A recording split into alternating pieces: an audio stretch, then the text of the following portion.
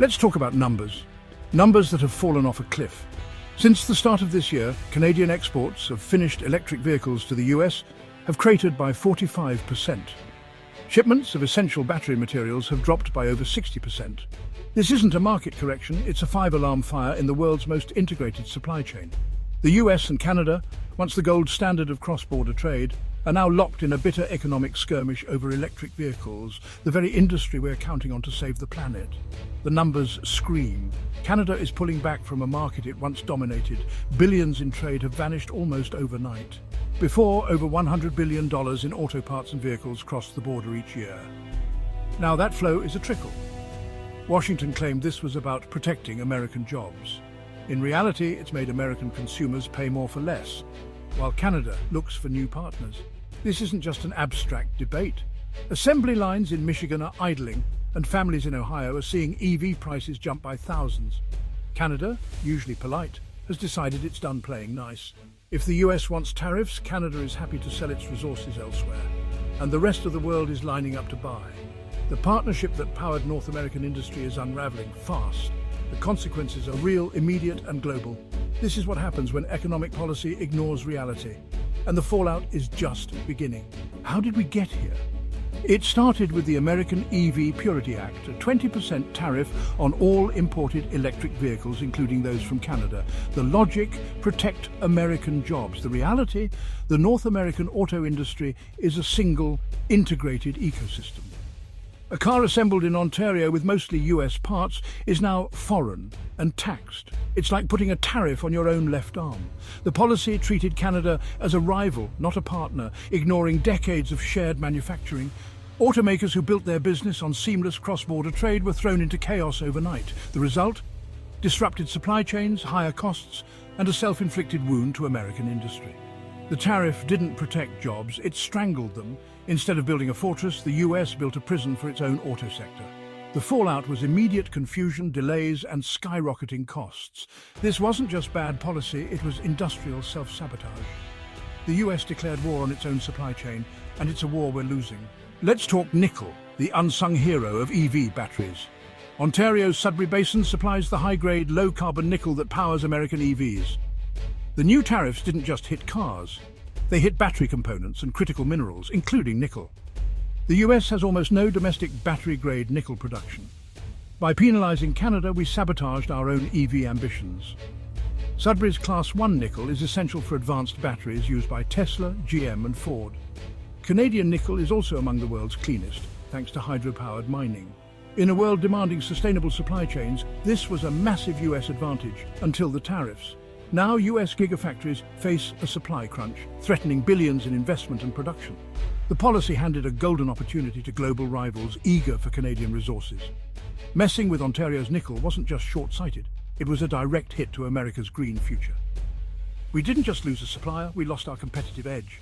The EV revolution needs nickel, and we just made it harder to get.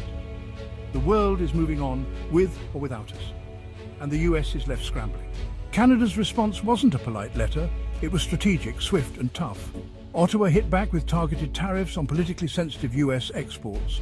Bourbon, oranges, motorcycles, hitting key congressional districts. But the real genius was in long-term strategy. Canada launched export controls on critical minerals like nickel, controlling price and destination. They introduced the Canadian Clean Minerals Seal, certifying low-carbon minerals, making them irresistible to Europe and Asia. Canada also rolled out the Battery Heartland Initiative, billions in incentives for companies to build battery and EV plants on Canadian soil. The goal? Build a mine-to-vehicle supply chain at home, not just supply the US-Canada's message. If the US doesn't want our resources, the world does. They turned a trade dispute into a global marketing advantage. Now Canada is building the cars and the future itself. The US expected Canada to back down. Instead, Canada leveled up. The moose has teeth, and it's biting back. What does this mean for you? The dream of an affordable electric car just got a lot more expensive. The 20% tariff forced automakers to raise prices. An EV that cost $45,000 now costs over $54,000. Battery costs soared as US manufacturers scrambled for pricier, less reliable nickel from overseas.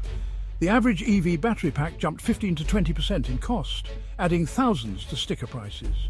US-built EVs weren't immune, their batteries still relied on expensive imported nickel.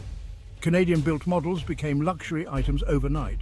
Dealerships were thrown into chaos with customers walking away in frustration. The policy meant to help US industry ended up hurting its own consumers. EV adoption rates slowed while the rest of the world accelerated. Sticker shock pushed buyers back to gas cars, undermining climate goals. The tariffs didn't just raise prices, they built a wall between Americans and the green future. Families are paying more for yesterday's technology, and the US is falling behind. The dream of American EV leadership is on life support, killed by self-inflicted policy wounds. JD Power now projects US EV sales will fall short by 500,000 units this year. That's a massive setback for climate goals and innovation. Automakers are delaying or cancelling new models and battery tech, diverting billions to manage the tariff crisis. While the US is stuck in red tape, China and Europe are racing ahead. The tariffs put up to 75,000 US auto jobs at risk, not just on assembly lines but in engineering and tech. When Michigan factories halt for lack of Ontario parts, the pain ripples across the economy. Both American and Canadian workers are paying for a political blunder. The US is ceding global leadership to rivals. China, already dominant in batteries, is happy to fill the gap. The great EV slowdown is a direct result of short-sighted protectionism. We had the innovation and know-how. Now we're watching from the sidelines. While the US ties itself in knots, Canada is pivoting to become a global green powerhouse. Ottawa is redirecting nickel, investment and ambition to new partners, Europe and Asia, offering a stable, ethical, low-carbon supply chain. Canadian mining companies are signing massive deals with automakers like Volkswagen and Hyundai, securing their future. A $2 billion investment in Quebec's nickel processing is just the start. Canada is luring global EV giants to build gigafactories attracted by clean energy and critical minerals. The result? A closed-loop system mine, process, build, all within Canada. Canada is now a green automotive superpower, not just a resource supplier. The US tariffs, meant to punish, have liberated Canada. Canada is writing its own story, and the world is listening. Why deal with US volatility when you can partner with Canada? The tables have turned. The US now faces three bad options. First, double down on tariffs, risking a full-blown trade war, mass layoffs, and even higher prices. Second, retreat and repeal the tariffs, politically risky, and Canada may not return to the old status quo. Third, negotiate a new managed trade agreement, messy, bureaucratic and full of friction. None of these are good, all are self-inflicted. Canada now has leverage, and the US will have to make concessions. The real warning, never take your closest allies for granted. In trying to win a global competition, the US declared economic war on its best friend. The result, higher costs, a weakened industry and a newly empowered Canada. The choice was never between American and Canadian jobs. It was between shared prosperity and mutual decline. Right now, we're choosing decline. The lesson is clear. Alliances matter, and the price of ignoring them is steep.